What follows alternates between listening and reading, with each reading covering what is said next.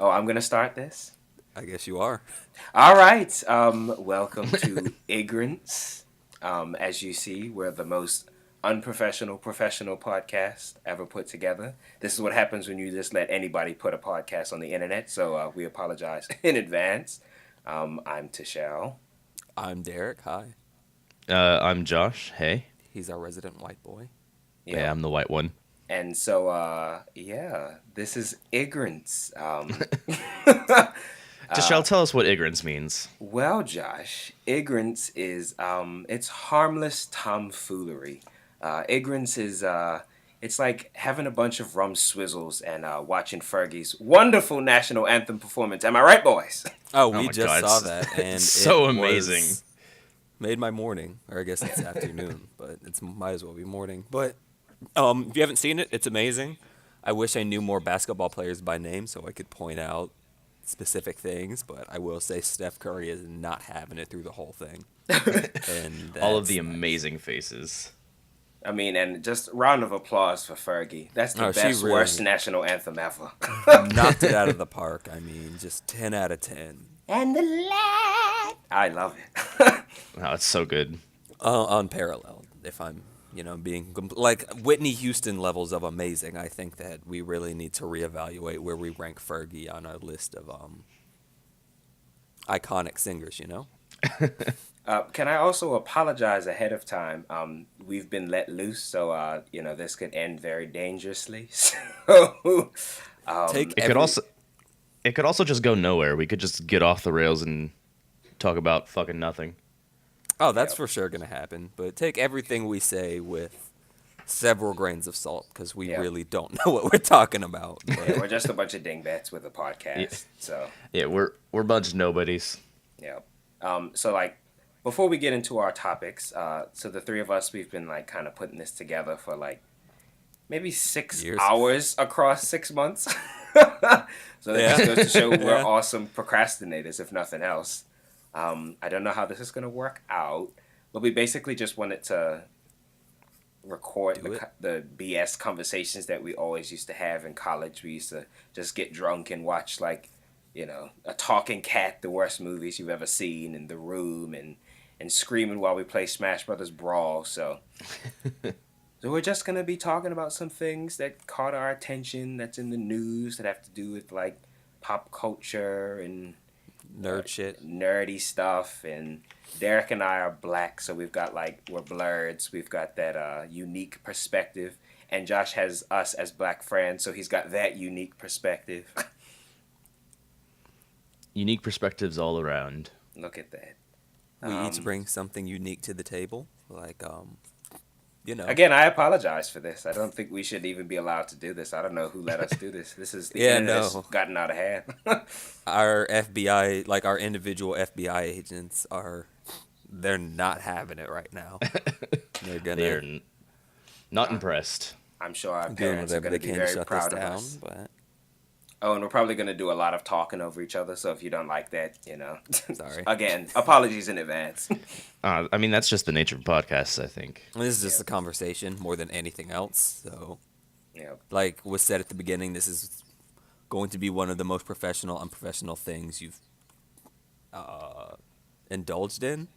That's Yeah, not a you'd good be word. surprised. The amount of work that we actually put into this is kind of ridiculous, considering that we're just going to like say whatever comes to our head. Honestly, the fact that we put any work into it at all is amazing. I know, I'm surprised at us. Good for us. Right? We have So- a map that we're just gonna, throw out of the window as soon as we get in the car. So let's do it.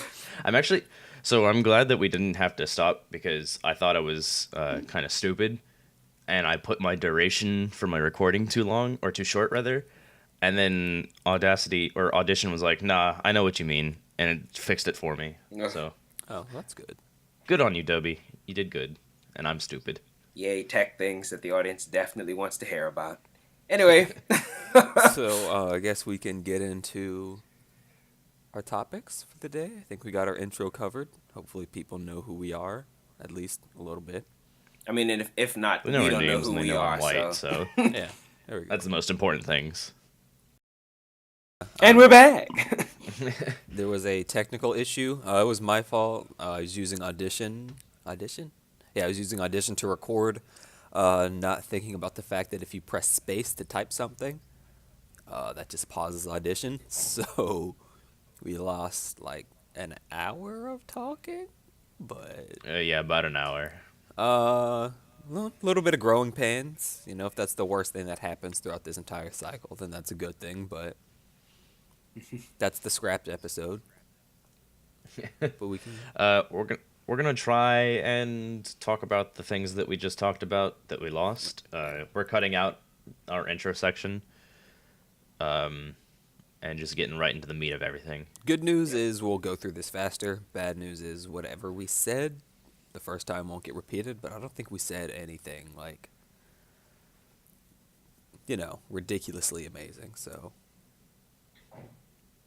I mean, we're just a bunch of dipshits, so nothing amazing is going to be said that, ever. That's the situation. So let's talk about Nintendo again. Nintendo being back on its shit. The Kings have returned.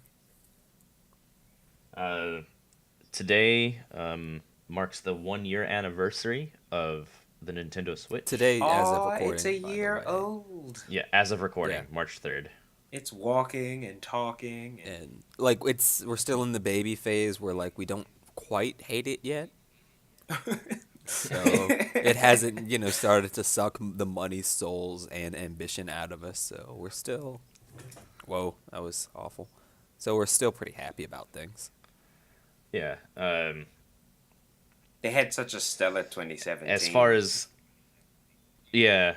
as like where Nintendo was with the Wii U and then where it came back to with the Switch, it's almost night and day with that. Yeah, I agree. I think that, well, I won't say night and day. I think that something I said earlier, people, like, I think in the context of the entire generation, like Wii U, PS4, Xbox One, I actually don't think the Wii U was that bad. Me either. I think people were being over the top with it. Like, mainly because the PS4 and Xbox One haven't, they haven't disappointed me. I just haven't been particularly impressed by something. The Wii U was a mess, though. Like, I'm not gonna sugarcoat it and be like, no, it was fine. Like, no, they fucked up. The Wii U became a glorified Smash and HD remake machine.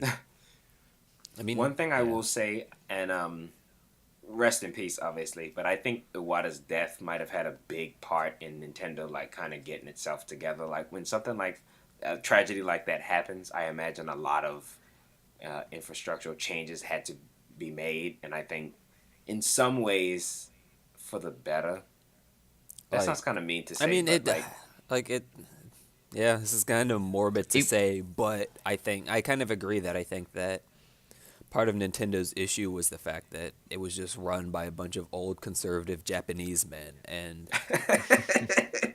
like, I don't want to say like and at some point Nintendo had to like start to progress.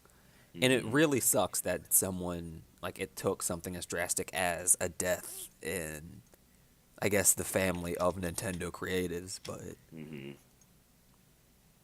I love Iwata, by the way. Yeah, like, this is... Don't at all take this as us trying to, like, shit on the guy, like, oh, thank God he's dead, now they can finally progress. No, that's not at all the case. It's just, I guess this was the wake-up call that they needed to be, like... That and the Wii U not selling well. Yeah, I think the disappointing sales of the Wii U, combining that with the death of Iwata, I think that Nintendo it gave them a real reason to actually sit back and look and be like, all right, so what exactly do we need to do moving forward? As much as people shit on the Wii, it did sell more than literally any other console, so... Yep. Nintendo was still able to ride ridiculous. that high. Like, near the end of its life cycle, it definitely fell off, but it obliterated things so strongly at the beginning that they were kind of allowed to coast. And they coasted. The Wii U had so much untapped potential, and then they just replaced it. So, I mean, rest in spaghetti, never forgetty, but I'm glad that the Switch is here. And the Switch is... Oh, hell yeah. It's, like, amazing. It's so good. We're a year into it. The games that launched on it were fucking explosive. Like Breath of Freaking the Breath Wild. of the Jesus Wild. Christ. You come out swinging with that. That's awesome. And from like a hardware perspective, I just think that like one complaint people initially had about the Wii U that kind of got mitigated once people actually played it. They were like, "That controller's stupid. It's stinky." It's And then sticky. once you actually use it, you're like, "This actually works pretty well." And with the Switch, Nintendo I feel like the same Nintendo's thing. never been bad about controller Like design. the only controller you could complain about was the N64, but that's because that thing was like three controllers jammed into one thing. So But nobody complained about it at the time. That's yeah, definitely a retrospective complaint. yeah. But that's kind of the N64 in general. Like I feel like there are complaints to be had in retrospect, but at the time it was And then the GameCube came out and like fucking revolutionized controllers. The Yeah. GameCube is like the Wii U and the GameCube actually remind me a lot of each other. They don't really suck as much as people at the time. Like I think hopefully people will look back at the Wii U and be like, it wasn't that bad. Because now everybody considers the GameCube to be Nintendo's one of their best consoles. At the time, people were like, oh, this was the beginning of them being the kiddie console yeah. because the N64 didn't sell nearly as much as the PS1 did. So I think a lot of people just kind of fell away from Nintendo. And then Nintendo admittedly did start to have more child-friendly games. Yeah. That's not really fair because GameCube had like Eternal Darkness and stuff on it. But And Resident Evil 4. right, but the library for the PS2 and the Xbox was just more like expensive. and the PS2 and Xbox like mid 2000s the scape of a lot of the most popular like Halo and San Andreas came out Right. in the mid And, 2000s. and Nintendo didn't get any of that, so And like Grand Theft Auto and Halo, like Halo would just go on to prove to be one of the biggest, probably like I'd say probably the best like first person shooter franchise. Halo. that's subjective. Yeah, that's Um, subjective, but like what Halo did for first person shooters is kind of Halo undeniable. definitely brought it to the forefront, I think. And then GTA is like it's GTA. Open There's- world, yeah. Yeah, there's not much to be Yeah. said about it. We have all played Grand Theft, every single iteration of Grand Theft Auto. Yeah. I haven't played 5 yet because $70 game. I got it for 30. I Really? G2A, but I like 5. It's fun. Yeah, but I just feel like the GameCube and the Wii U, it's just a lot of similarities between the two. I don't think the library of the Wii U is as good as the GameCube. Like, I don't think people are going to look back and be like, ooh, look at this hidden gem on the Wii U. It's not that many. But I do think when the smoke you mean Smash clears, Brothers? I think people are going to look back and be like, oh, the Wii U wasn't that bad. Yeah, I think, and like the main issue with the Wii U was the fact that it just took so long for it to have enough. Like people And had then even already, then, they yeah. didn't keep it up. yeah, like people had already had like 2 or 3 years to meme it saying that it has no games, and by the time it actually got games, it's like you've already become a laughingstock. So like, Yeah, you're just HD remake. The only 2 games I ever owned for the Wii U were Smash Brothers and Wind Waker HD. I had That's it. Smash Brothers, Mario Kart 8, and Arkham City, which was a remake. yeah. Yeah. So, and I never owned one, but back to Nintendo I being mean- back. Oh, one other thing, and I'm happy we're redoing this because this is something we didn't mention that I definitely think is worth mentioning. Like when people, like I remember 2015, 16, the trend was to say Nintendo sucks, Nintendo should just pack it up. I feel like people are really good at forgetting that 3DS exists. Yeah, for real. Like, I mean, I think that the 3DS is like it's had some of the best games of the past 10 years.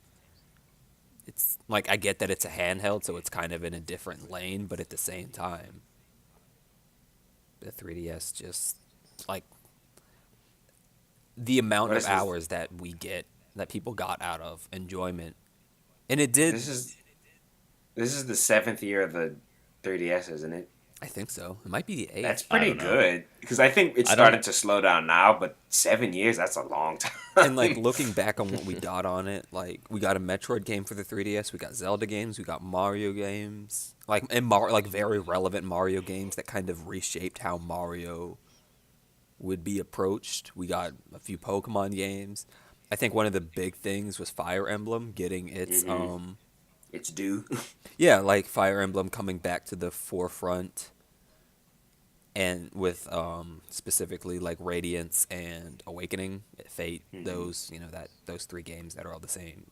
The Fire Emblem Pokemon games, or Fire Emblem did what Pokemon does, where you get two versions of the same game, but Right. which I'm not upset about. Like, and they're different enough, but that's a different conversation about Fire Emblem. But yeah, it was I 2011. just don't. Yeah, I just don't own a 3DS, so I can't really comment on any of this. But the Scrub. 3DS was like, and I'm pretty sure that they're pretty much done with it. I can't think of too much. Like with the Switch being portable, Hmm. I just don't think that there's a Yeah, reason we need the 3DS. it's a handheld home console, which is interesting. Is it? I didn't think it would work, but it did. I love when they do stuff like that. So That's just like textbook Nintendo, though. Yep. That's why I love Nintendo because of stuff like that. yeah, you No would other never company expect does stuff to like work. that. Yeah. Oh, also another thing I'll say, like with the 3DS being a handheld, I'm gonna point a finger at the other handheld and the PlayStation Yeah, Vita. The the what? PSP and Vita. Which The shout who? outs to all. Like I know in Japan the Vita actually does very well, The what does well? but The what? like Who? I'm gonna like with the PSP, that was an earnest attempt to combat Nintendo, who undoubtedly was on top of the handheld market. And like Yeah. everyone owned a PSP, but after like 3 years, no one got games for it, and it turned into the machine where you're like, oh, my parents can't check Porn. my internet history on my PSP. Well, here's the thing. Nintendo was on top of the handheld market then. Nintendo is the handheld market now. Yeah, Like, now like the handheld market. I mean, it's starting to shift, obviously, with like iOS games and things like that. But that's right. a different kind Yeah, of I like wouldn't even. Yeah, I wouldn't even count that in the yeah, same like kind of category. like they're both technically portable games, but they existed. iOS games exist, for when you're fucking like waiting for a bus or something like that to kill 20 minutes. So I'm looking at games that came out for the Switch right now, and you know how it's cross-platform, which is amazing. Hmm. There's a game on it called Cube Life, which is just it's just Minecraft. Like Hell yeah. the icon for it is Minecraft. Here, I'm sending it in the Discord now. Well, Minecraft is on the Switch. Yeah, but this is Cube Life. Like it's a 2x2 That is cube Minecraft. of dirt with a fucking pickaxe, a Minecraft pickaxe hitting the dirt. That's fucking Minecraft. Also, this was on the Wii U. This is on the Switch. It was also on the Wii U. Oh. Which I'm not Oh. gonna point fingers at Nintendo like for that, because if we're gonna do that, I'm their gonna game. point at the indie game market and be like, how many Minecraft ripoffs are there? I mean, if we were talking about mobile gaming, the amount of Pokemon clones there are out there. Yeah. Like, go figure, you're gonna Oh, rip yeah. off some of the most popular gaming franchises ever. Like, yeah, if you're a small developer in like 2011, 2010, and you wanted to make a game, if you made a Minecraft ripoff, I'd be like, I can't really blame you too much. I mean, if you're gonna rip something off, you might as well. Guys, let's make our Rip own off the king. rip-off game. Let's call it Schmokemon. Yeah. Like how many Call of Duty clones are there? All of them. So All of them? All of them. Let's talk about Mario Odyssey though. the game's amazing. Let's That all game's jump up super high. so good. High up in the sky. 10 out of 10. I think I think the question that Tashel posed before our mishap was, what do you want to see from the Switch coming forward? Yeah. Considering that this year's probably going to be dry. The number one Not thing, dry, but they just need to catch themselves. it's yes. Yeah. I think that like this year is mainly going to be announcements, and I feel like after the explosive year they had last year, they're kind of allowed to slow down a little bit because, like, they've given us something, like they've proved to us that like they know what they're doing. So if they slow down for at least the first half of the year, then I'm not going to be too upset. But I mean, the thing that I'm most excited for is Prime 4, because Samus is actually getting an actual game again. Because when did the last Metroid Prime game come out? I think that was 2006 or 5. Yeah, I can look that up though. Other M didn't exist. Some ridiculous. I think Other M was amount of time 2010. ago. Yeah. I'm gonna rock my wiki. Yeah. Didn't she say you also wanted a Breath of the Wild-esque Pokemon game? Yeah, that's one thing that I think. Like, Pokemon is. That's the franchise that I'm looking to most. Like, this isn't an E3 predictions video, but I think that Pokemon is big enough to, like, we can talk about it more than once. But Hashtag E3 prediction. with the Prime Switch, 3 was 2007. okay. So with the Switch, wait, when did Echoes come out though? Oh lord. I mean, I don't, Back to my wiki. yeah. But Pokemon, it, oh, 2004. okay, yeah.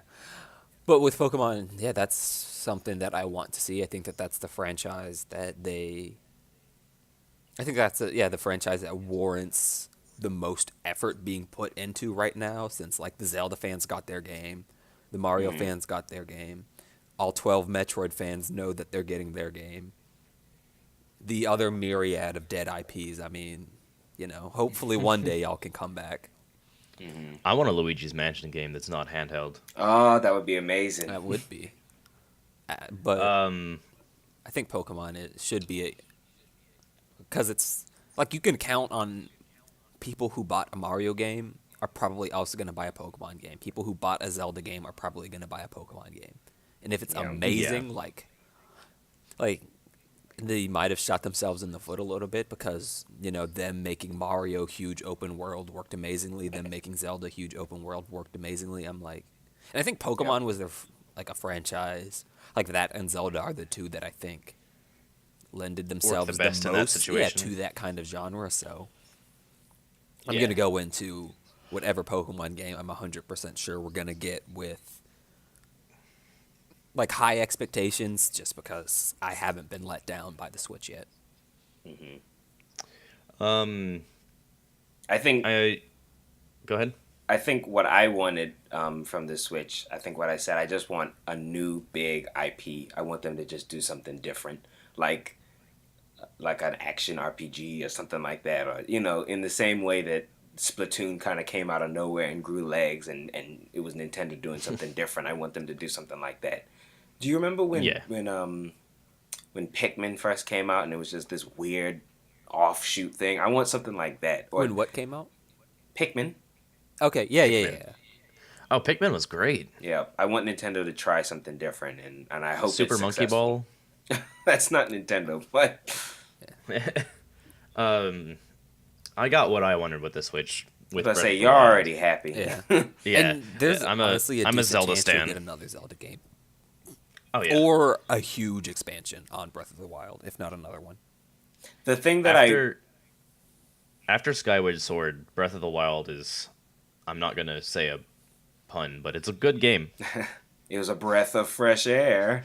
Kill yourself. I think for me, the thing that I really want, it's not even going to happen, so I didn't even bother saying it into existence. I want a freaking decent sequel to Yoshi's Island. It's never going to happen because Yoshi has just turned into, oh, let's see how cute and artsy we can make it, and then they don't give a crap about the gameplay anymore. But I stand by. I still think Yoshi's Island is the greatest platformer ever, but whatever. Yoshi's Epic Yarn, though. Not awful games, but they just don't hold a candle to the original Yoshi's Island for me.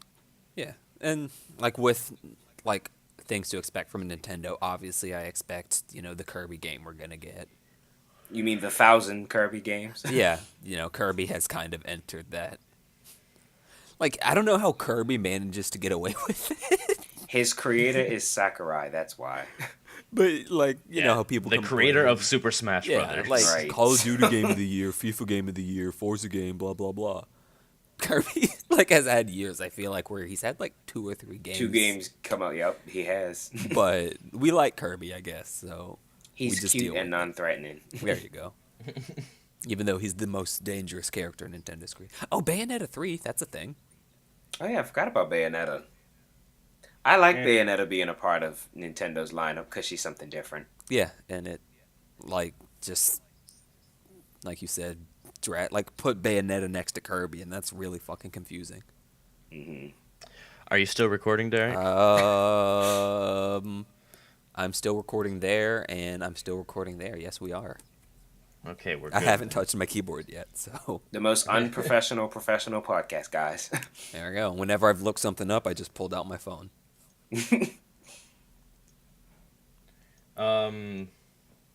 I think we've pretty much exhausted this topic.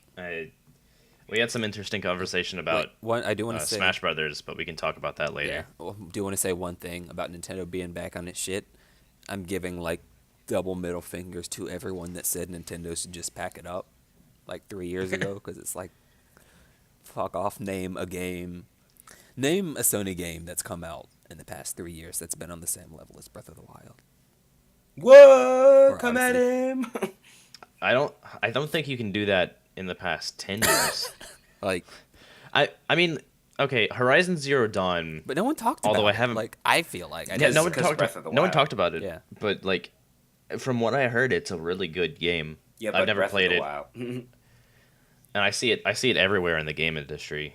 By the way, I think this got cut out. We need to talk about our profession and credentials. So I am a game design student, 4th year or 3rd year rather, studying modeling and texturing. I'm a film and television student about to graduate in a few weeks. Technically, film and television, I write. I kind of don't like most of the other stuff that's involved in film and TV, but screenwriting is my shtick. And I graduated from film school, so I work in that industry. And I also screenwrite, so that's my specialty. So we Yeah. kind of know we do, but we don't. have the credentials. Yeah, and we have the credentials to feel like we know what we're talking about. Whether or not we actually do is another We're just conversation. assholes. We're just pretentious art students. That's it. Yep. Who couldn't be asked to get real jobs. Pretty much, we're just a bunch of man children who Yep. don't want to contribute to society. I'm glad this is coming in halfway through the episode too. Yep. But yeah, I don't have too much more to say about Nintendo. It's just fuck yeah from me. The king is back. Keep it up. Yeah. So moving on, for the lack of a segue, Derek and I play Overwatch a lot. Wrangling snatch. Yes. Tashel doesn't, but we want to talk about Brigitte, Brigitte, this shield lady. Yeah, the new character, Hero 27. Oh, you go first. She's good. I like her. I played her in the PTR. I do think what Jeff Kaplan said about her is true. I think she will shake the meta up because she's a lot like Orisa in that she's like an amalgamation of characters. She has Reinhardt's shield. She has his hammer in a way. She's a healer. Her E ability heals. She also has a passive that heals all nearby allies whenever she hits someone. And she has a stun, which is amazing. She can stun people out of ults and things with a shield. I think... Yeah, she also... Her ultimate gives armor, so she's all the best parts of Torbjorn. And then she has a lot of crowd control, which is cool. Yeah, I like the idea. I think that healer, like, I guess just with healers, I like the fact that pretty much every single healer plays very differently from the other. Like, Moira's kind of in a weird spot where she's kind of I guess she's different, but like Lucio and Zen and Mercy and Anna and now Bridget, like they play very differently. So I feel like it's cool that it gives people who like main support options to like do different things. I will say I'm a diva main, so like while she probably will change things, I don't think that it's gonna change the fact that Diva's at this point in time arguably the best hero in the game. So like Brigitte can actually kind of cuck Diva a little bit. Did you just say the word cuck? Yeah. Her shift throws her flail out, and anything that's dashing, yeah, it stops it in midair. yeah. I mean, So, and then like her shield bash will stop a Diva bomb being thrown. I mean, but Diva Bomb sucks. I mean, you're not wrong. Like we just half of the point of Diva Bomb is to just get back in your but regardless of all of that, my only complaint I will have about Bridget isn't her, it's the fact that there's never been a defense hero added to the game. I think they could have put her under defense. I think she fits defense, tank, and support. Yeah, like I like that they're making these hybrid heroes, like her and Moira are like hybrids. Her, Moira, and Orisa. Yeah. But I'm also like, damn, like defense heroes. I don't think they just are the weakest category of heroes in the entire game. So Yeah, like Hanzo. well, Rip Hanzo. I mean, yeah, but it's cool. And in addition to that, there were some other changes. May technically got buffed. I will say I was talking to Josh, and I was like, I think that one of the next characters to get buffed is going to be May. Lo and behold, she did. It's May. I don't think that it changes too much. It's like she's better, but I don't think that it's like not what they did to Junkrat. Sombra. What they're trying to do with Sombra. Yeah, Sombra I think is better. I think that she just participates with her team more. I think she's more. I think these buffs make her more solo. Well, which is good. I think she relied way too much on her team to do anything.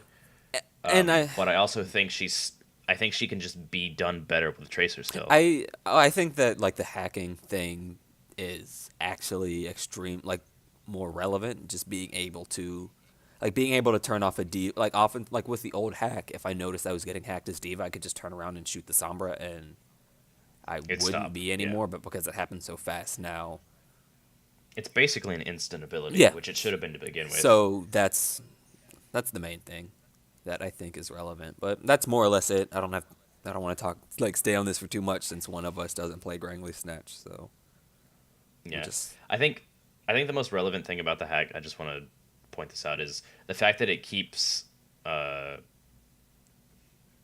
from hovering. Yeah, that was funny to me. That hack, like old EMP would break Soldier's legs, but like Soldier can't run anymore, but Genji can still double jump and Pharah can still fly. And I'm like, poor Soldier. This old man's been through enough. Sombra now destroys those people, which is pretty much what she's meant to do. She's still useless against Torbjorn, but Torbjorn's bad. Moving on. Let Torb wall climb. I just want to say I like the aesthetic of Overwatch, but I said this last time.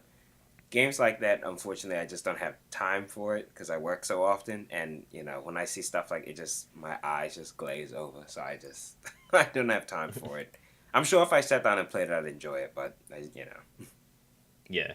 Oh, one thing that we forgot to mention in this topic of things that Tashel doesn't know, Masters 25 is coming out for Magic the Gathering. Yeah.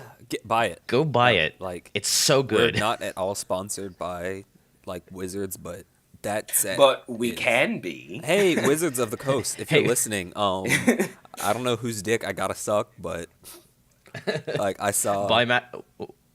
We'll sell Masters 25 to all of our 0 viewers. Yeah, if you want us to push something, like we got you. I'll take sponsorship in the form of cards. I'll take a Jace Mind Sculptor. About to say, we're like openly whores. We'll advertise for anybody. We're all about selling out here. We have prepped our anus for anything and everything, so whatever you got. If you're going to be one of the original fans that liked us before we sold out, please get out. Yeah. Well, that's our secret. We've never not sold out.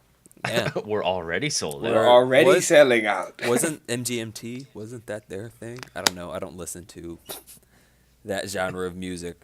That's more up your alley, I'd imagine, Josh, but I don't know Okay. who you're talking about. So actually moving on. VR is a hot button topic between us three. Two of us thinks it's not going to go anywhere anytime soon. I think it's getting there. I don't think it's there yet, but I think it's close. Well, I first think let's- I don't want to speak for Derek, but I do think the reason why we are not as optimistic about VR as you are is because we look at it in our industry, and I don't think VR is really.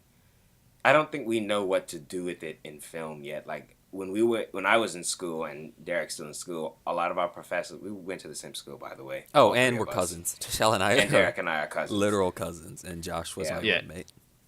yeah, Derek and I were roommates freshman year.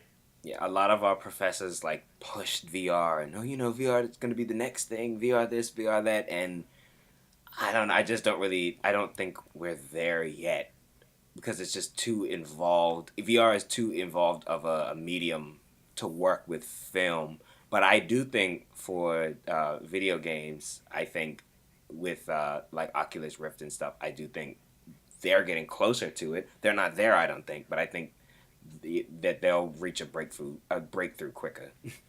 Yeah. Yeah. I never thought about VR in film industry. It's just a big screen, and that's pretty much all that it would be good for, I think. I think it's a cool idea, but I feel like my thing with that is like just make a video game, like Yeah. because that's kind of what you're doing in like I have talked to a lot of people who are involved in VR filmmaking. And because you're making an interactive movie, which at that point you're making a point and click adventure game. Yep. So I feel like that's a better way to like instead of marketing it as VR filmmaking, I kind of feel like marketing it as like interactive filmmaking, which again I feel like is just a fancy way of saying this is a game, but it's an extremely narrative driven point and click game. Like the Telltale games, like that is Yeah. the kind of market I see VR filmmaking occupying, but I just think that like in film, like one of the biggest issues, like I think that film, I don't think it just is in a state where like film and television and media like that, because of the internet, is in a lot of ways being compressed into like tiny things that are as digestible as possible and require minimal effort to interact with. And VR by nature is not that because it requires actual interaction to get what it was intended to be out of it. So I think that in like that transition of the internet making its way into film and television, it's not anything that's gonna like slow down anytime soon. I still think that is a lot of growing that needs to be done. And I think that not at this point at least. and I think like the industry of Hollywood is focusing on that. And because that and VR are kind of on two opposite pages, I just don't see the two really meshing anytime soon. And don't take this as us being like, we hate VR, we want VR to die, blah. It's more so like, in an ideal world, VR does take off like exponentially because that's more industry, and more industry is more jobs, and more jobs is more stuff. And I think all three of us are of the opinion that we like it when more stuff is made, but just being realistic. Yay, stuff. Yeah, like being realistic, I just don't think that now is the time that VR is really gonna take off in film and television and video games. I'll let Josh speak and then I'll give my opinion on that. Yeah, I think it's going to take off. I think it's getting there. I think the issue in the game industry is people want Sword Art Online. People want some actual VR mixed with AR, augmented reality, which I pulled an article for this about a glove that's in development. Essentially, it's a tactile glove being developed by Haptics. Yeah. It's a big ass monster glove that just looks awful. But if you grab something in VR, or if something touches your hand in VR, you'll feel it, because they have actuating sensors on all around the glove, and it's actually really high resolution. So you can't feel texture or like how wet or how cold or whatever something is. You can just feel that you're touching something. And your brain accepts it because VR is total sensory, like it's hijacking your sensory sensors. Your sensory sensors, yes. Your sensory sensors. Professional podcast. And so like if you grab something, the glove also has like metal tape on the back of your fingers that will get rigid when you grab something in VR, and so you can't close your fist. Say if you have a ball in hand, it'll stop you from doing that. And then of course everywhere that you're touching you can feel. It's just really high resolution and it's cool. And haptics is also working on a full body experience with the same technology. I'll give the industry something. This is a free idea for anybody that's listening.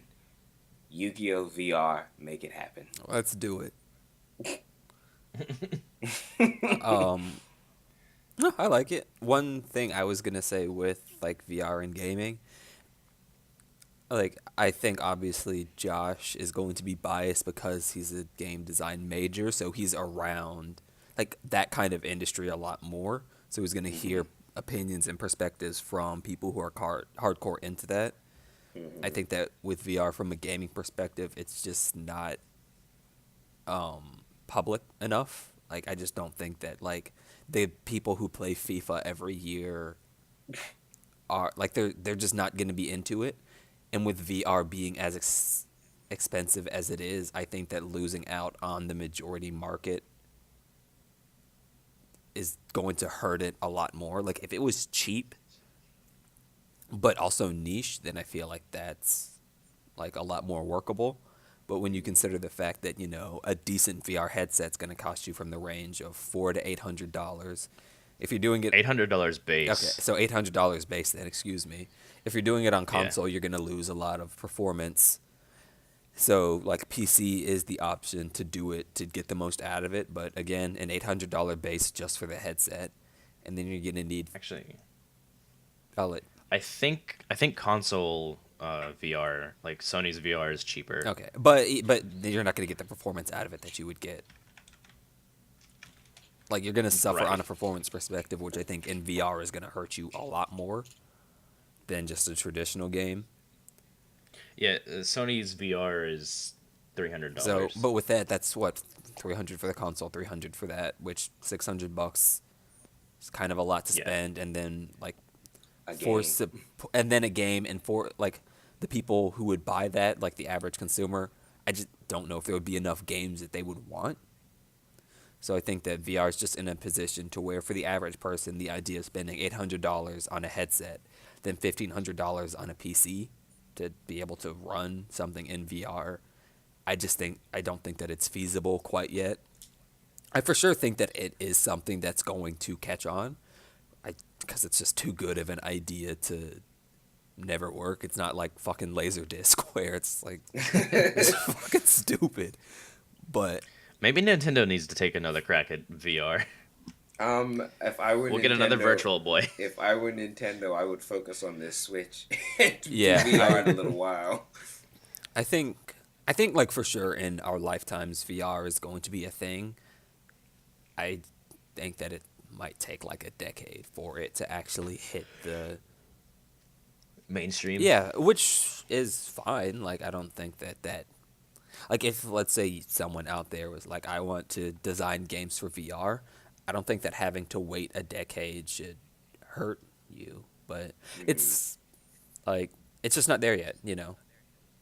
And it will be eventually, like how film didn't explode until like color and sound came into it.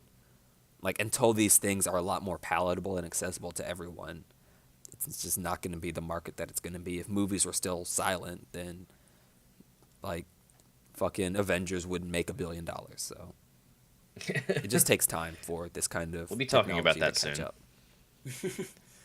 I'm just gonna side note this. I'm gonna put the the website link to haptics.com about the glove in the description. Yeah, go do your own research on it. Don't listen to us. We're just assholes. Yeah, we're not doing the article do justice. There's more, Yeah. and it's cool. Like, do check it out. And like, I don't know if they take donations or anything like that, but if you have money that you want to give, give it to us. They are looking for engineers. Oh yeah, like, give it to us first. But but it's cool, and I like innovation in pretty much any aspect of art. So seeing people try to push things to levels that they hadn't been is always nice. And I wish everyone involved in the VR gaming, or just VR in general, like, best of luck. I'm just excited to see where it goes. That's what I'm looking forward to see, like that first big VR mainstream explosive commercial hit. That's what I'm looking for. I can't wait to see it. I know it's going to be an exciting time. So. Oh yeah, I want that so much. Also porn. That's not from a level thing. of excitement, just because I'm still fine with good old writing and a computer screen, but I'm pretty sure Pornhub actually has a section for VR. Oh, I know that VR porn is a thing. And on that note, but I think that's another haptics market that, like, if niggas are out here, hey, we finally said it. Oh, there it is. Yeah, there it is. If niggas are out here. By the way, I don't know if this got cut out or not. I'm white, they're black. Yeah, we can say that. But people will spend like $800 on like a sex doll. I don't think that it's too far out of the question for them to spend $800 on a headset for porn. The lengths that people will go to jerk it cannot be underestimated. This is... So, Josh, about those loot boxes. Yeah, the loot box debacle. Good segue. So this is... I mean, they know about it a little bit more now, but the loot box thing, because of EA being a slimy, shitty company, they put loot boxes out that were pay to win with Battlefront 2. Or not Battlefront, Battlefront 2, Star Wars Battlefront. And because of that, gamers are crying out in rage about how they paid $60 for a game and then they can't even win because they have to pay $20 more to win. And then the fact that loot boxes are a form of soft gambling, I would say. You don't know what you're going to get. It's kind of like a gapcha.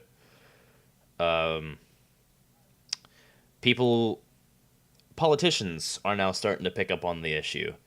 And specifically in Hawaii, they're trying to make loot boxes liable under legal gambling laws, which opens a whole host of issues, namely games become restricted to 21 and older without having the jerk material. That's only 18. And oh yeah, that is only 18. But also, that would impede the flow of money that game companies need, and overall game prices would go up. Yeah. I think $60 is the base that we're all used to, but that does not cover the cost of a AAA game, even if they sell millions of copies. Unless you're Nintendo, in which case, fuck it, Breath of the Wild. But... as technology progresses and as more skilled individuals come through the woodworks, people need to be paid more to do these amazing graphics and visuals. Design elements stay mostly the same, but like games are starting to cost more to make than movies at this point, which is crazy to think about. But $60. No one's going to pay $70 for a game, even though that's $10 more than $60. So the loot boxes are there to supplement. Yeah. The loot boxes are there to supplement, and if they become gambling, then that just puts a whole host of restrictions on everything. Yeah. So basically, people are mad that a corporation is greedy. Pretty much. Is the sky still blue? I mean, that's... it is EA, That's though, what it boils down to. My opinion on loot boxes is that, like, I think the way Overwatch handles loot boxes is fine. where, each time you level up, you get one, and the only things that you can get out of them are purely cosmetic changes, which don't give anyone like an inherent advantage in the game. I think that I'm completely fine with that. And if you're like, fuck it, I want to spend, $10 to hopefully get a chance to get this one specific skin, I have no issue with that. But I think that like the EA perspective of, we're going to make you spend money. Like let's say that Darth Vader just happens to be I haven't played the new Star Wars Battlefront, even though I like the old Star Wars Battlefront 2, like 1 and 2, like from the like 2000s. I really like those games. But if let's say Darth Vader is ridiculously busted, and if you get Darth Vader, like niggas who do analytics for video games are like, well, each time that someone gets Darth Vader, there's an 80% chance that they're going to win that game, so that kind of shit's going on. But you can't just buy Darth Vader. Like, if it just was like, yeah, just spend $5 and get Darth Vader, I wouldn't have an issue with that. But I mean, I'd still have an issue with that because that's still pay to win. Right, but that's something else. I would have an issue with that, but like morally, I feel like that's just a different conversation in general on whether or not DLC characters are fine and things, which I think is separate. They are. Yeah. I mean, that is a separate issue. But I don't. The loot box issue that a lot of people are having is the fact that children are paying money for it, stealing credit cards and shit. Hello? Oh, you cut out for me. Oh, I guess we'll edit that out. What I said is children are... The biggest issue is the fact that children are stealing credit cards from their parents and buying a bunch of loot boxes, because loot boxes are set up as like a Skinner box. Lovely old Skinner in the gaming industry. We love to hate him. It's just a bunch of... It's a bunch of psychological tricks and things that they use, same as what they use in like slot machines. A bunch of flashy lights, rewards that don't mean anything, and then sunk cost fallacy, where the more you put in, the more you're going to put in later, right, even if you're still losing. So like, it's a lot of psychological, smarmy, scummy things that the industry's doing, namely EA, sometimes Ubisoft, that people are having issue with. Right. I get it. I get it. I definitely don't think it should be illegal. I don't think it should be gambling. No, I think ridiculous. that like that kind of gets into like with the parents like taking the kids taking their parents' credit cards. That's kind of in the same vein as like back maybe like 2014-15 with iOS games. How like people were taking their parents' credit cards like for Candy Crush.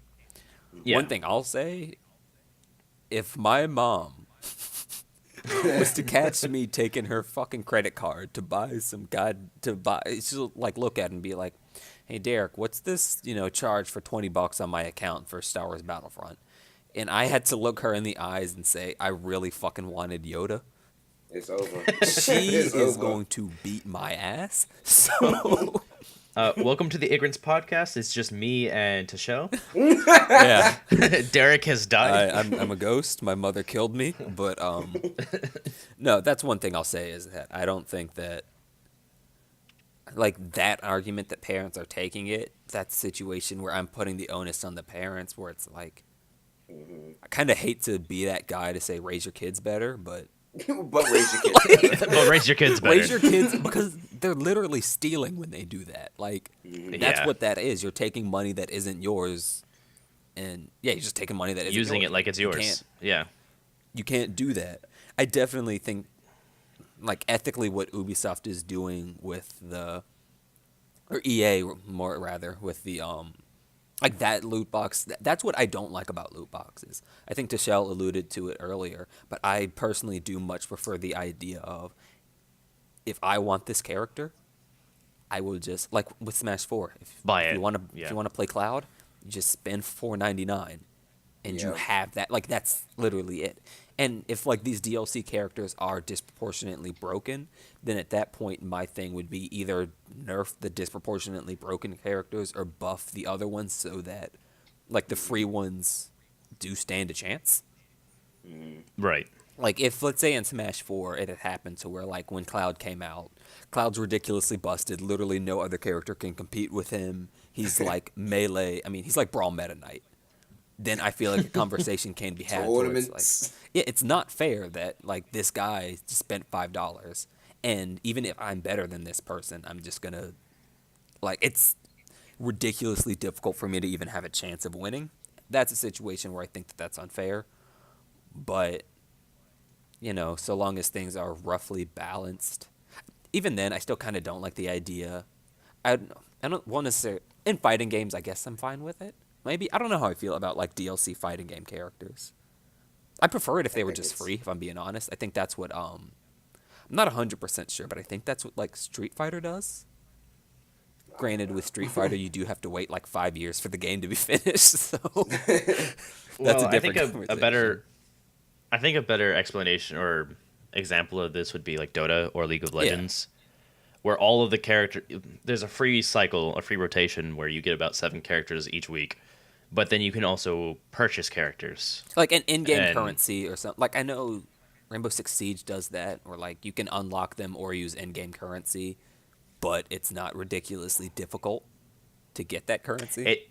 it's a time sink Yeah. at that point, which is it's fair enough because the people who have the time to play can get the things, but who have the time but not the money. Unless can the get time things, and sink's ridiculous. If it's like 1,500 Yeah. hours, then I'm like, all right, that's. If it's like 20, If it- I'm like, you can spend 20 hours and get Darth. I will play for 20 hours to get Darth Vader.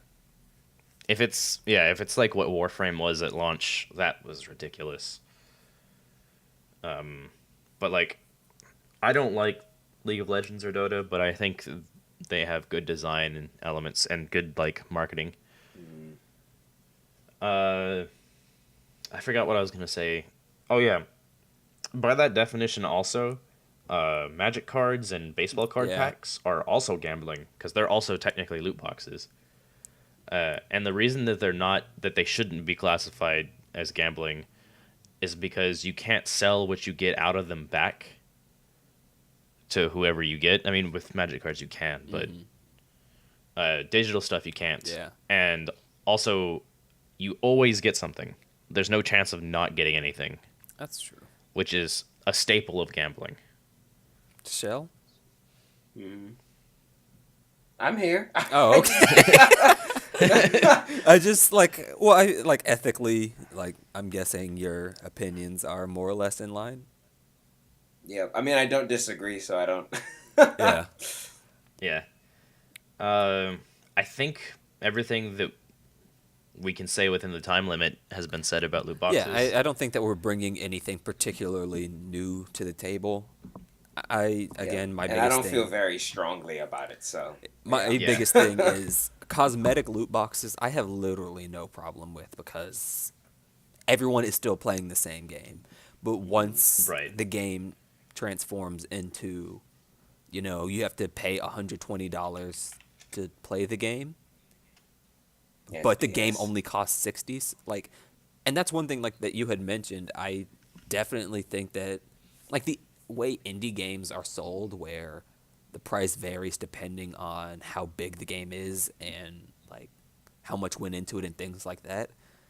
I kind of think that's where AAA games need to go. Like with Skyrim, for example, that's a game where you can get you can get so many hours of play out of Skyrim that you won't out of most games. So if it costs like an extra $10-$20, I think personally I wouldn't have a problem with it. I understand why a lot of people would.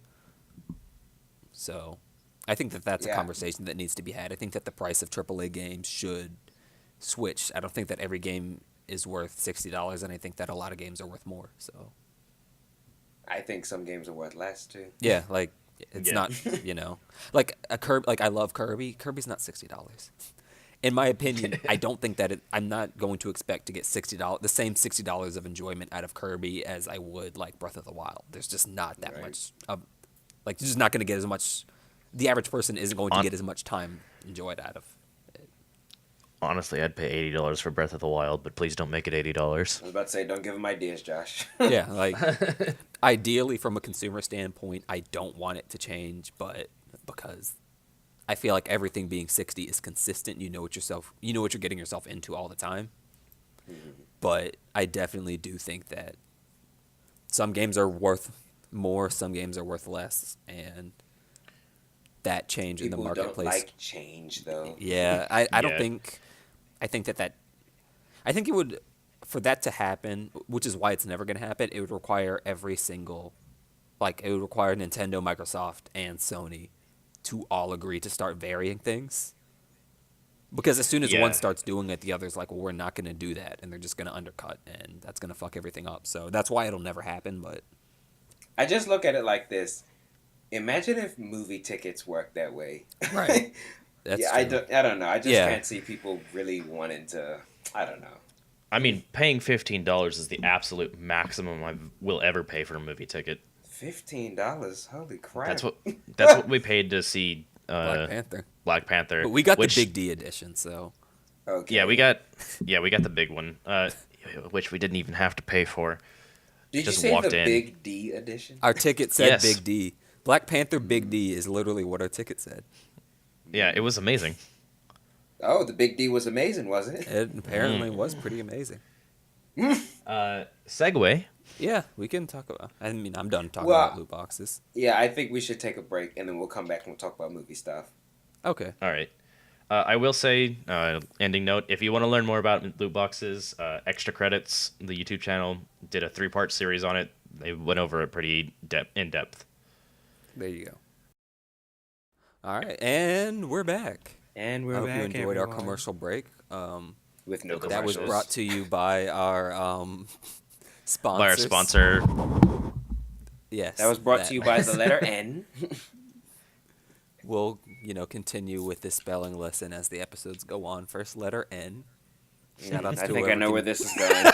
Speaking of that, Me too. let's talk about Black Speaking Panther. of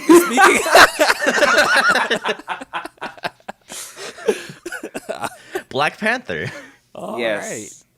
Let's talk about this movie. So, as of today, which is March 3rd, the three of us have seen the movie, and I think we all pretty much like it, right? Yeah. Let's do the Yeah. boring analytics first. Yeah, this thing Um, has done freaking gangbusters, like It's made $786 million as of today, as of today. and it's off of a on track budget to of 200 break another million? record. So, Which, 200 million for a Marvel movie is actually kind of low.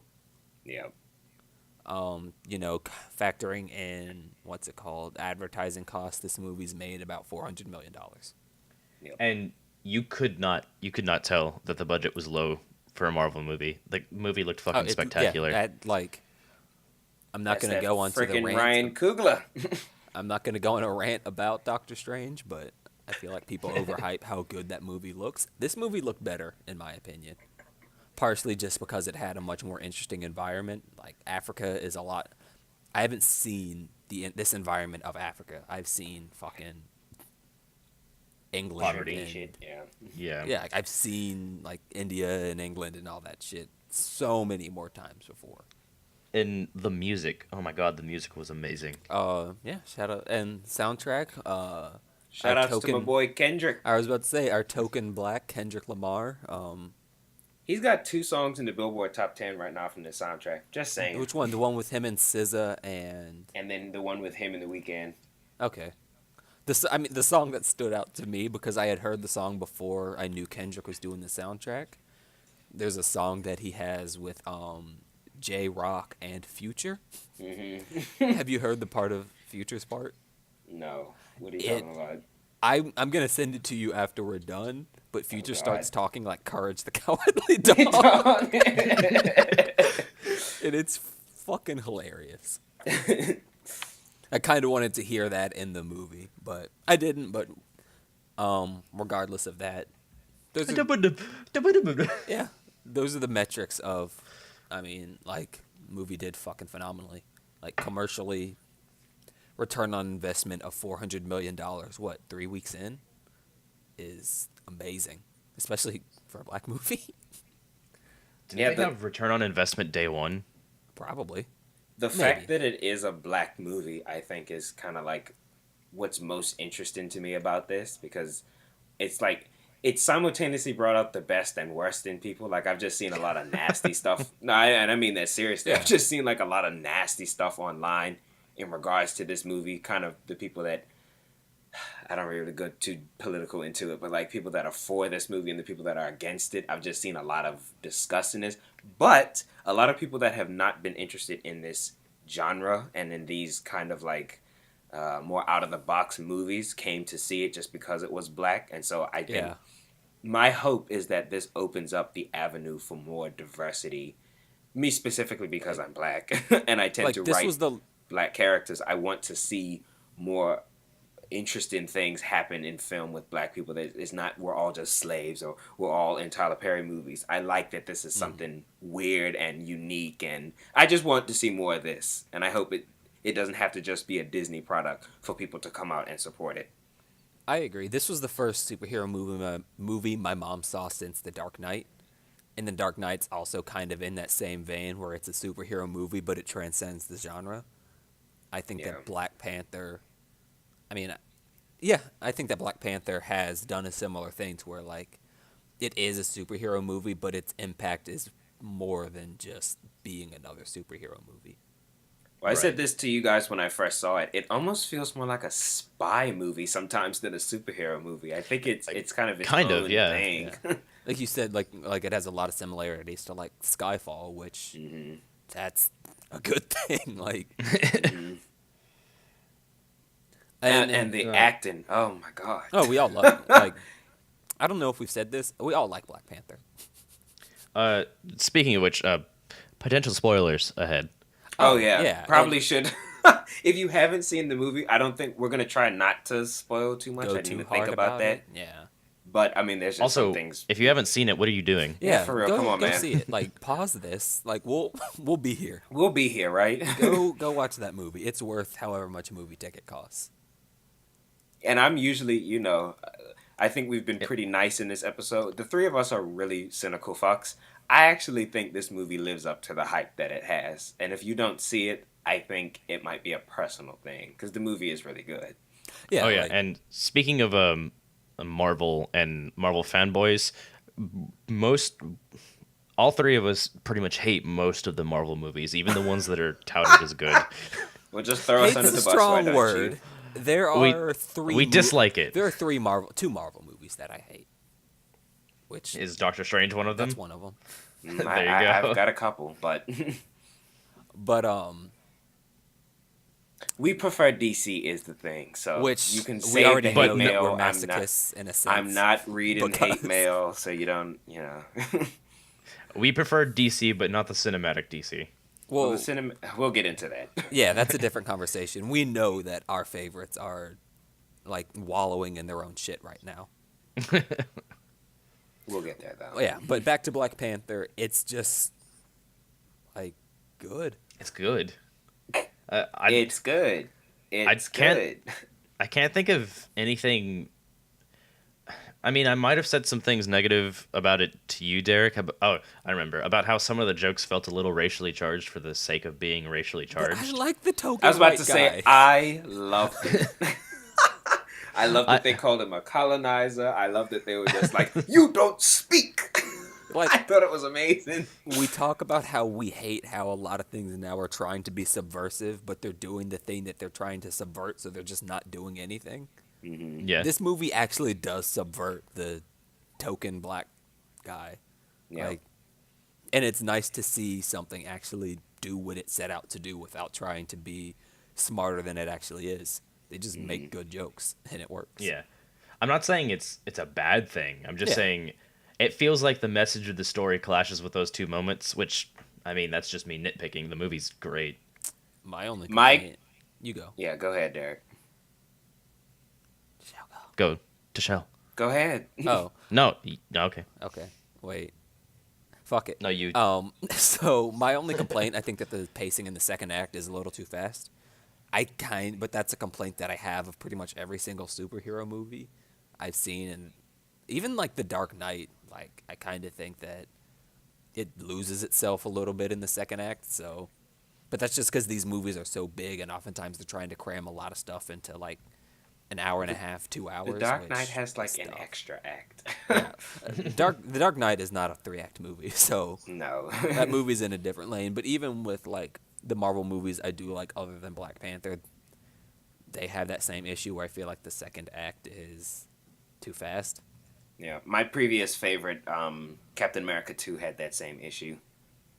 Which, it's not anything where I'm like, this movie is unwatchable. I can't believe they did this. It's just like, the screenwriter in me is gonna Crying. be, yeah, it's gonna be more nitpicky than the average person. Since most people don't even notice that, and that's good. Like, must be nice. I wish I could just watch movies. Hmm. Can we talk about Killmonger? I like Killmonger. I like Michael think B. his Jordan, name is silly. actually. Oh, his name's really fucking stupid. Also, the fact that his wardrobe looks kind of like Vegeta? Vegeta. Well, Yeah. and Michael B. Jordan loves anime, which I didn't know that. he really likes anime. Oh, that's awesome. Everything I hear about this guy, I just fall more in love. I love him so much. So, oh, Tashel, what was your complaint? Oh, so my one is kind of big. I think But I know I what think it is. the movie works in spite of it. I think the side characters kind of steal the show. I don't think the main character is particularly, and I hate to say it because I think Chadwick Boseman does an amazing, like he knocks it out of the park acting wise, and he really sells the character. But I think he almost But takes a back T'Challa's seat. kinda, Yeah, he takes a back seat to his yeah. supporting cast, which is, to me, that's a big problem. But the movie still works despite it. So, like, that's a complaint that I have. And to be fair, I don't think most people would even notice it because most superhero movies have that issue. This movie was doing other things so well, I was shocked that it missed something And a that lot I of- think is so important.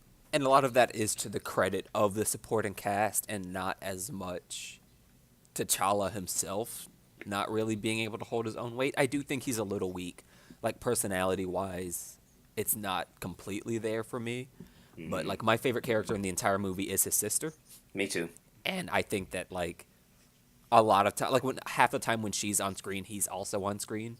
And whenever they're both on screen together, I'm just looking at her more because I like her character more. And Not as she's much of beautiful. it. Again, like the show said, it is an issue that I think that he's a little, like, weak from a motivation perspective, but it's not, I But get, Chadwick Boseman is so good in that role. It almost doesn't matter. yeah.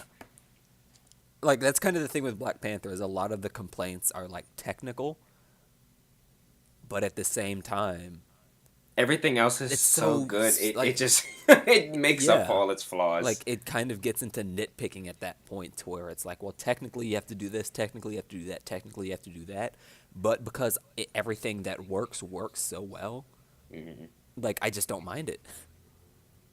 I'm not really going to be too upset about it because it just, like, I think the last superhero movie I saw where when I walked out of it, I was as content as I was with what I had just seen was Logan. But Logan came, I had just finished finals, and I was ready for a Lodix, a very cathartic movie if you're stressed out. Yeah, Logan's good. We Very like good. Logan. See, And we're we not like total Marvel haters. Yeah. Well, but one of those was Sony Marvel, which is Yeah, Still Marvel. Sony Marvel's different. Yeah, But Sony still shit the bed for a little while. a little while. We're not going to talk about it, but that Venom movie that they're developing. Well, that'll be a later date, but We can bring a special guest on about that. I think you know who I'm talking about, Derek. Anthony? Yeah. I love Anthony. Tashel, you'll Anthony- like Anthony. As long as I get to bring on D'Amico one day. Oh, of course. Of course. Anthony's a big Spider-Man and Sonic fan, so He likes Sonic. He loves yeah, Sonic, he loves Sonic. Aw. but he knows. We take the piss out of him all the time. Anyway, we're getting knows way what off he got topic, himself. you guys. Yeah. That's what. We do that. We're the most professional, unprofessional group in the world. It's undoubtable. But with Black Panther, I'm gonna backtrack to the first thing that Tashel said. I think that it's just nice to see something black have commercial success everywhere. Yep, that's not Kool-Aid. It not like, in case you couldn't tell, we don't like Tyler Perry. We might want to edit this out. We're gonna go move to Atlanta. That's true. We love Tyler Perry. That is the most talented man ever. But I don't know what you're talking about.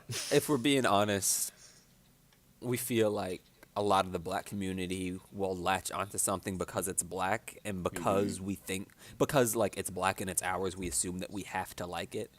And because a lot of people can like work off of that assumption that, well, it's black, so they're going to eat it up, the quality ends up suffering a lot because people feel like there's not as much of a need to make something good.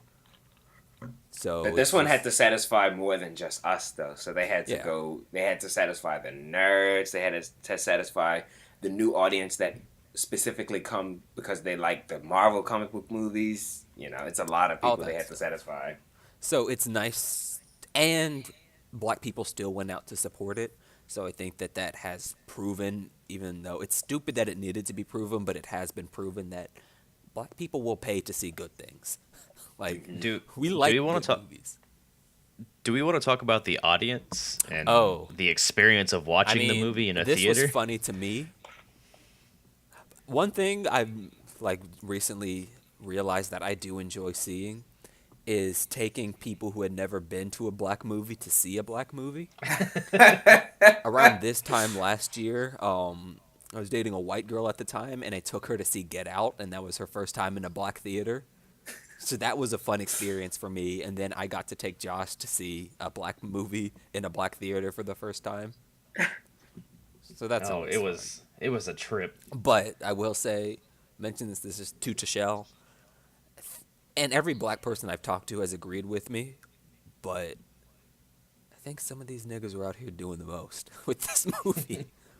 Wearing all their African shit. Like, people showing up in dashikis, and I'm like, you don't wear that. I guess bought that for this movie. My thoughts on that kind of stuff is like, I don't want to be the fun police and tell people not to have fun with it. The thing, and I've said this to you guys, the thing that I don't like, I saw something a friend of mine posted on Facebook. He shared something, somebody was like, white people, this movie's not for you. I'm like, that kind of stuff, like, I can't support that. I understand the sentiments, and I get it. Trust me, I get it. But that's not the point of this movie. Like, you're wrong in this case. For this particular thing, it's not for white people. It was for everybody. And it's not like, I don't know, I feel like with a lot of media like this, if we want to interact with the other part, like other cultures, I don't know, I just think that like holding on to, like other than the N-word, like there are some exceptions like the N-word where it's like there's a different layer of like history behind it. But with Black Panther, I'm like, it's a good movie and it's an important movie. It is a movie. Yeah. Like, we need to come, like... It's a nerd movie. I don't think that us being like, we need to hold this super dear to our chest, because like what Josh just said, the nerds had this movie first. If we're being honest, like, this was a movie in a universe created by an old white Jewish man. Whose cameo in this movie was totally unnecessary. Oh, that was so forced. Oh, I forgot about that. Sometimes I'm fine with it, but this one I was like, y'all didn't even try. I hate to be that guy, but it was like a lot of the weakest moments in the movie came from so many of the white characters. I was like, at least it's not us finally. Right? We've had our many, many moments. Yep. Someone from somewhere, I don't remember where I heard it, but someone said that they wish that the little Stan Lee cameos was telling a story on their own. Yes, that would be... If they would do something with it, I would like it more. I hate that it's just, hey, I made these characters. It's like, okay, man. And I like Stan Lee. That's not a dig against... I think he's very funny. I loved how he always used to talk about him and... what's the Batman's creator name? Bill Finger? Whatever his name is. He always used to make jokes about... they used to have like a friendly rivalry because Batman got movies before Spider-Man did. And then basically Stan Lee's thing was, well, I got the last laugh because look who's still alive. That kind of stuff I think is funny. Like, oh man, joking about who dies first. I think, it takes a certain kind of person to have that kind of sense of humor. So I like him as a person, but the cameo thing, like, it's I don't too know. much. Do something with it. It takes you out of it. They already have a 3D model of Stanley. I'm calling it now. When he dies, he's still gonna make cameos. I'm not here for that. I don't want that. Let the dead men rest. Yeah. I wasn't a It's fan like of Tupac's hologram, so I was just about to say the hologram thing is like, I'm not a particularly religious person, but that stuff is of the devil, so you can keep it. yeah. And then he's gonna be the first human we clone. I'm not here for it. But They're already cloning dogs and shit. and Gucci Mane, but that's tangential. You're so black, Terry. Gucci Mane. Jesus Lord mercy. I like that, like, a good portion of our audience is going to be like, you mean like the clothes? Yes, sure. You mean like the song? But yeah, I think that covers it for Black Panther. Look at us being positive. I know, and I'm holding my tongue. Well, have you seen the next segment?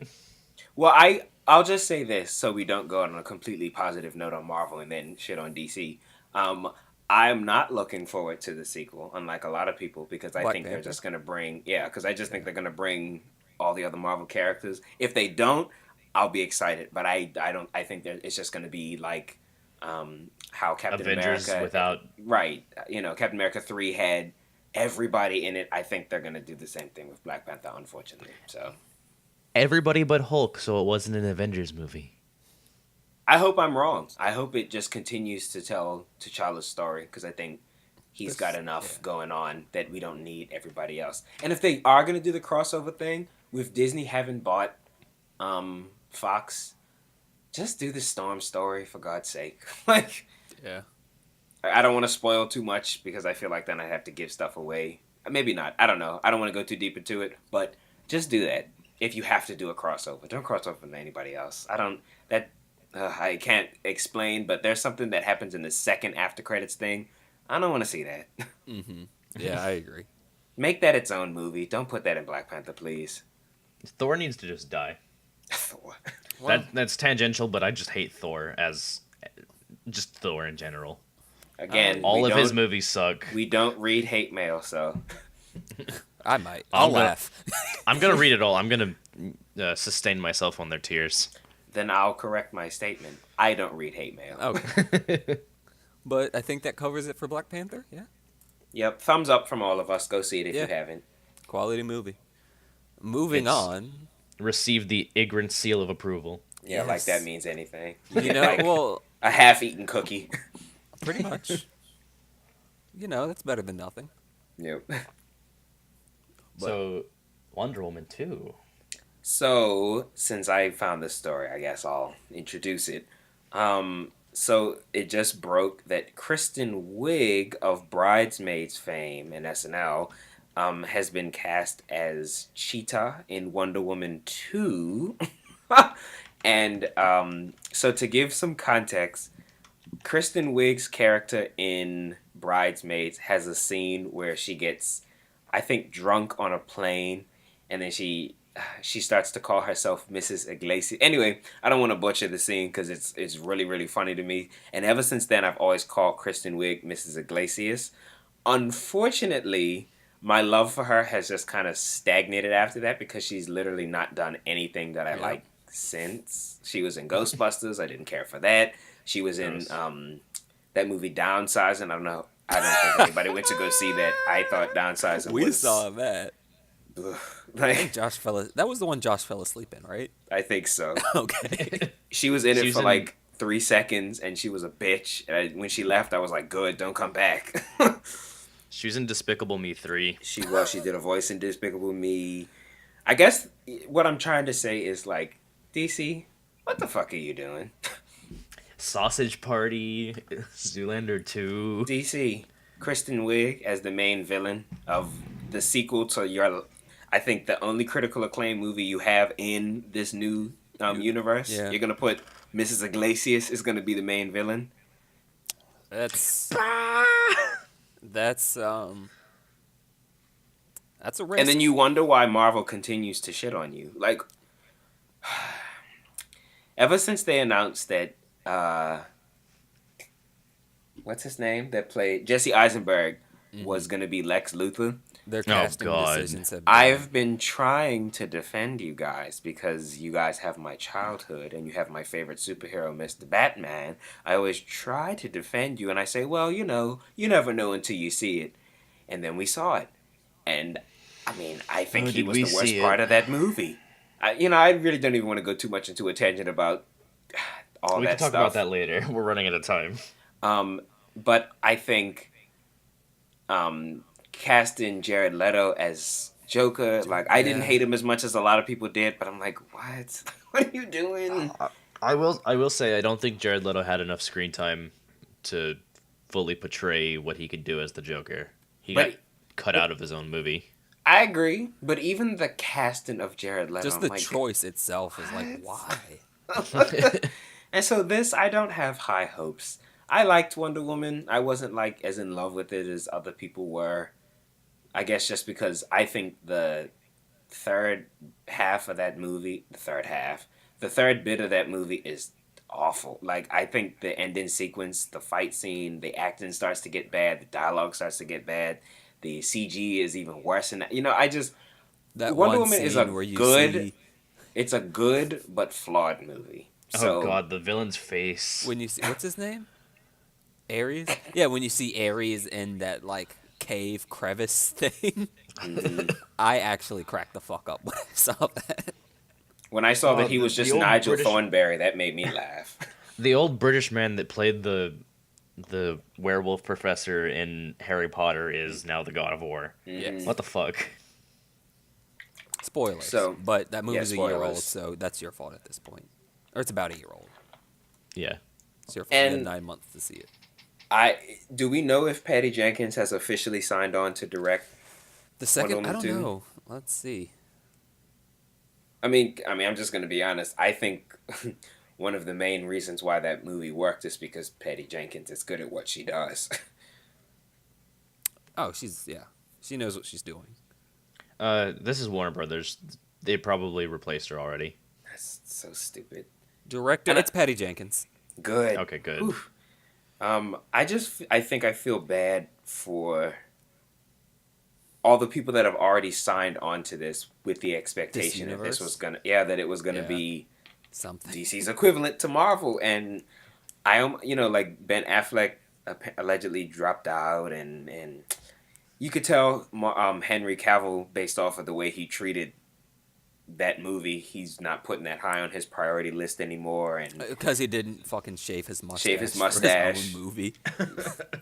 just stuff like that is just it's obvious everybody is seeing what a train wreck this is, and it's just so sad because these are the characters that I grew up with. These are the characters that I honestly care more about. I'm okay with not having my superheroes be relatable. These people freaking shoot laser beams and fly and lift planets. Laser beams. Like, I don't need my superheroes to be, well, I could be them. Well, you can't, because you can't fly. I'm okay with, I like DC's larger than life approach to superheroes. I don't mind what Marvel does, but I like what DC does kind of I feel better, like I guess. Marvel is men becoming gods, and DC is gods becoming men. It's a good way to put it. Yeah. But it's just sad to see something that, and especially since we grew up with Batman the Animated Series and Justice League, and on like a smaller level like Teen Titans, like we grew up with like seeing these Yep. characters in something that we loved and it executed so well. And maybe we were given like our standards were set too high because of the greatness we had, but I don't think so. I mean, I don't think so. I don't think that us asking for a movie that isn't Batman versus Superman level of shit is too much, but it's just disappointing to see. Like, I'm sure at some point we're going to talk about Batman the Animated Series, but Tashel and I are both in agreement that Batman the Animated Series is one of the best written anythings ever. I wish Warner Brothers would just hand writing and directing, or maybe not directing, but writing definitely over to the animation team, the people who write the animations. 'Cause I know what they're Movies. doing. Yeah. I'll even say though, from the animated movie standpoint, I saw that Batman and Harley movie. Oh, I don't didn't know wanna what the see hell it. is going on at DC, but it's like almost it just feels like everybody's just putting their hands up and going, "Wee!" Like I would like to talk to Warner Brothers management because that's where I have because like with some of this stuff, it's like I think that kind of maybe we did give Zack Snyder a bit too much shit. I don't No, think it's the writer's fault. I don't think the nigga is, he's not That's Christopher number Nolan 3. at all. No, no. But I don't know. I feel like there's just so much. I feel like putting all the blame of that movie on one person is. I'm more angry with the writing. Like a lot of people are upset with, oh my god, the dull color palette. Like yes, a lot of that stuff is annoying, but I think I could forgive that if the movies themselves, the stories were better. Like the Right. stories suck with these DC movies. They don't make sense. They're not stories. Yeah, they're just plot points. The only movie that had a story was Wonder Woman. And even that has. Yeah, that one has issues too. Yeah. So it's just. We want to see you do better. Not to say I prefer you, honestly. The same praise I just gave to Black Panther, I would have loved to have come out of Justice League and been able to say that, but I didn't. Oh my god! I Could you came out- imagine a Justice League movie on that level? No, I can't because this team hasn't proven that they can No, do like that. there's so many people who have consistently dropped the ball so many times. I'm just like, I don't want it. I just honestly, can't. Yeah, like, I left Justice League, and spoilers for a couple months old movie, but won't ruin what they had. But the after credits thing of Justice League, a lot of people were excited about that. I'm like, no, you're gonna fuck that up too. Get it away, get it away. It's so sad that I feel that about DC, but at this point, I'm just like, stop, go away, like go regroup. reset button. You guys need to. They planted the reset button in fucking Batman vs Superman Flashpoint. It's right there. But not now. Like, go Yeah. away from this. No, just drop everything. Just stop what you're doing, DC. Like I've seen, like imagine you're like in public speaking, a girl's doing her speech and she's fucking it up, and she's just like, "Fuck it." She just walks away from the podium, walks out of the room, and goes home. Yeah, that's exactly how this feels.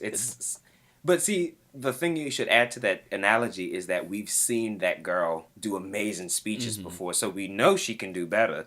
She's just having an off. She has too many people in her head. She's like partying too often. She's got like a real scumbag boyfriend. Yeah, and His name was Warner Brothers. it's like The Simpsons. Right. We're like, we know what you can do. It's different from The Simpsons because we just The want The Simpsons Simpsons want to to go die. away forever. You want DC to just like take a break, Regroup. collect yourself, wipe the coke from your nose, splash a little water on your face. So, Dora the Explorer being a live action film? What? Yeah, so hell yes. our group is called Ig'rance, and I don't know if this was included, if that was in something that got cut out earlier, but just in case it wasn't, Ig'rance is it's island Ig'rance? speak for ignorance. And I think this is a prime example of that. This is just foolishness. This is tomfoolery, and I'm actually kind of here for it. I think I want to go see this movie drunk. This movie's drunk. Yeah, I think this movie is drunk. You should be drunk because the movie's drunk, and we'll all be drunk together. This is really fucking stupid. For any of those confused, Dora the Explorer is becoming a live action movie with some interesting cast members. Wait, do we have the cast? I Or don't. not cast members, but directed by someone interesting. But we don't know if that's true or not, so I don't want to speak it into existence. But the rumor is somebody who likes explosions is directing this Blinken movie, and I hope it's not true. But I won't say his name right now. So, it's being written. I do have the writer. It's being written by the guy who directed Neighbors. Who? His name is Nick Stroller, which, like, I've seen Neighbors, and I'm like, Neighbors and Dora the Explorer are two. Yeah, I didn't think Neighbors is that bad, but it's also not like even the same audience. Like, one is children, the other is stoners. That's stoners. So I will say a little while back, maybe a couple of years ago, I saw a mock, like a YouTube video that had live action Dora the Explorer. I remember that, Yeah. and it was like real gritty. Real gritty I and remember that. explosion-y. I have a feeling that's what we're getting. Oh, So, I'm here for it then. yeah, Let's if it's get like drunk and see Dora it. against time and she needs to like save San Andreas from a bomb. I'm so here for that. Swiper no swiping. Swiper, Like, no swiping, yeah, bitch. Swiper has been like inducted by ISIS. Dora has to rescue her old friend. Boots. And Boots is like a recovering drug addict. I really like No, Map is a recovering drug addict who thinks he's a map. I like turning this into a bad like Vin Diesel movie. Like you remember Can Vin Diesel be Boots? you remember that episode of Family Guy where like they're doing the stunt they're making fun of stunt doubles and Stewie jumps out of a window and it cuts to a guy with the fucking head on. Mm-hmm. I kind of want to see that with Vin Diesel where you see Vin Diesel's face, but he's got Dora's fucking wide Mexican head around it. Oh God. If this is the movie we get, I might be here for it. But has It's not this be ever as happened? ridiculous as Power Rangers. Like- Now, I will say this. I am here for like once a year, Ig'rance. Like last year, my Ig'rance was Power Rangers. And we can do that once a year. But I do want to make a serious point. This is a message to Hollywood. And I hope others agree with me soon. Because let's get sick of it together. Can we please stop with the remakes and the reboots and the franchises? Like, once or one every now and then is fine. But what happened to original ideas? Especially people our age. Like, the things that we grew up on are starting to get turned into movies. Like Power Rangers, for example. Like, I remember Power Rangers. I was around for that. And there's that rumor that they're doing that live action Pokemon movie, the one that's separate from Detective Pikachu. Like, come on. I grew up with that. Let me It's have like this. Yeah, for real. Like, Welcome to Nostalgia Boner, The Awakening. it's like I don't want to see the Yu-Gi-Oh reboot directed by Michael Bay. You know what I'm saying? Like with Taya, or Megan Fox as Taya, and Kim Kardashian as my Valentine. Like, I'm not here for that. I might be here for that just if I was drunk. No, I'm not giving anything with Kim Kardashian in it money. But I didn't say I would give it money. I'm not giving it attention. And this is where Okay. I'm going to be like, hey, audience, you do know that if we stop giving these movies money, they're not going to be made anymore. Mm-hmm. Like, this is another tangent I don't want to get too deep into, but I remember, I think it was last year, maybe the year before, with the Emoji Movie, where people were like, that's so stupid. Look at Hollywood. They're so out of touch. We're going to go see that movie just to make fun of it. Like, stop doing that. Mm-hmm. They don't care how they get the money. Rocky Horror Picture Show all over again. Well, like, that's different. Like, Rocky Horror Picture Show's in a different vein because it has, like, the community that it grew behind it. It's just separate. But with this kind of thing, I'm like, stop giving bad shit money. Because, again, Hollywood doesn't care about quality. They're a business. You think that Paramount cares about the sanctity of film? That's what I'm saying. Fuck Like, no. If they Some could of these- record monkeys farting on each other for an hour and a half and And know sell that it, that they was going to would, make yeah. $300 million, they'd do that So- every time. Terrence and Phillip. Pretty I much. say we've got to be more careful with the ones that we go to. Like, the cynical movies that get made. For example, that Yu-Gi-Oh movie that I suggested. If that actually were to happen and they got Michael Bay to direct it, don't go see that. That's No, don't just give it money. that's a middle finger to you. This Dora the Explorer movie, if it is directed by that person, who I don't want to say his name again, don't go see it. I was joking, but don't go see that. And if you care about the shit from your childhood, you're not going to see it. Because hypothetically, let's say that they already did Hey Arnold. let's say they already did Powerpuff Girls. Let's say that they do. They already did DuckTales. Let's say that they reboot Doug, right? And we all go to see, and we like the cast is like it makes no fucking sense, but we all go see it, and we know it's gonna be bad. They're coming for someone else's ass next. Like, And I should probably rephrase what I said.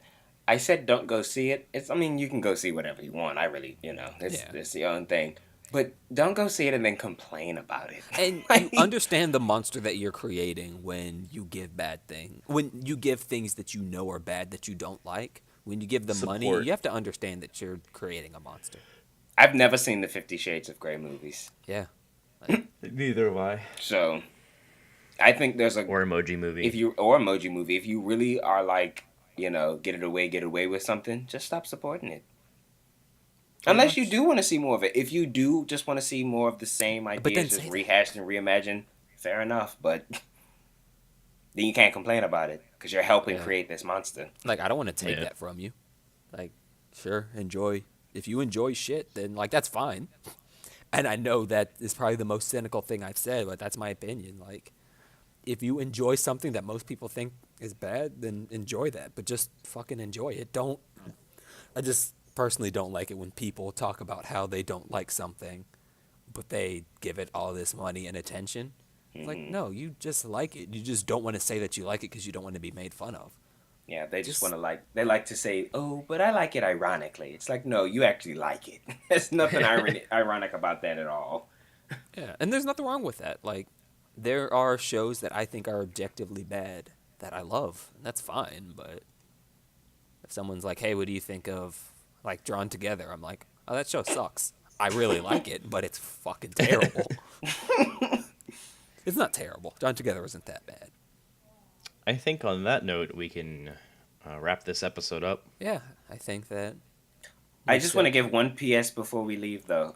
Rebecca Sugar, I love you, sweetheart. You need to get it together with Steven Universe, though. I'll just leave it at that. There we go. All right.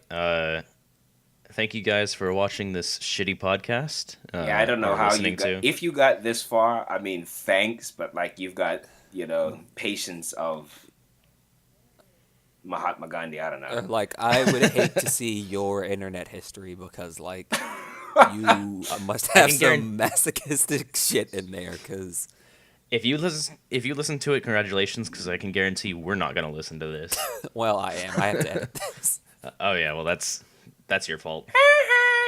Which shouldn't be that bad. Most stuff should just be able to auto sync.